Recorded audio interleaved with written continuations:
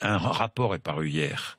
Vous savez ce que représente la fraude fiscale en France? 300, je dis bien 300 milliards d'euros. 300 milliards d'euros. Ça représente 15% du PIB. Fraude fiscale ou évasion fiscale. Tout compris. 300 milliards d'euros.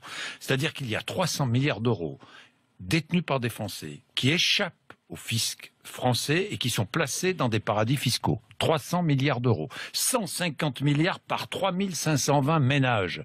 3520 ménages qui détiennent 150 milliards d'euros dans des paradis fiscaux. Est-ce qu'on fait la chasse? Non, à cet argent. Là, il y a de l'argent. Je me battrai. Tant que je serai journaliste, je me battrai parce que je trouve que c'est absolument inadmissible. Mais bon, apparemment, pour l'instant, ça n'intéresse pas grand monde. N'oubliez pas, le rapport est très intéressant. La déclaration de revenus en ce moment, c'est la saison. Est-ce que vous savez que nous sommes les champions du monde de la fraude fiscale? Les Français sont les champions du monde de la fraude fiscale. Il faut le savoir. Il n'y a pas un pays au monde où il y a autant d'évasion et de fraude fiscale qu'en France.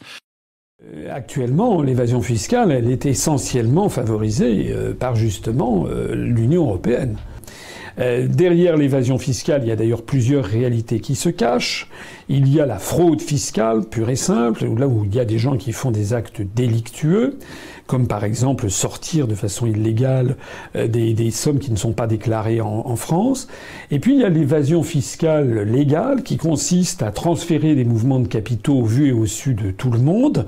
Et ça, c'est rendu possible par les traités européens, notamment un article dont j'ai souvent parlé, qui est l'article 63 du traité sur le fonctionnement de l'Union européenne. Actuellement, on constate quoi? J'avais déjà eu l'occasion d'en parler, je crois, mais c'est toujours intéressant d'y revenir. Ça a été quoi le fameux scandale LuxLeaks, les fuites sur le Luxembourg? Eh bien, il a été porté à l'attention du public voici 2 ou 3 ans, que le Premier ministre du Luxembourg de l'époque, qui se trouvait être Jean-Claude Juncker, actuellement président de la Commission européenne à Bruxelles, que Jean-Claude Juncker avait fait adopter par son gouvernement dans le Grand-Duché du Luxembourg, avait fait adopter une législation extrêmement favorable aux entreprises, de telle sorte que des très grandes entreprises internationales, multinationales, pouvaient transférer des capitaux ou, par un jeu d'écriture comptable, faire apparaître des bénéfices très importants au Luxembourg et quasiment des pertes, par exemple en France. Les pertes ne sont pas taxées, donc il n'y avait pas d'impôt à acquitter.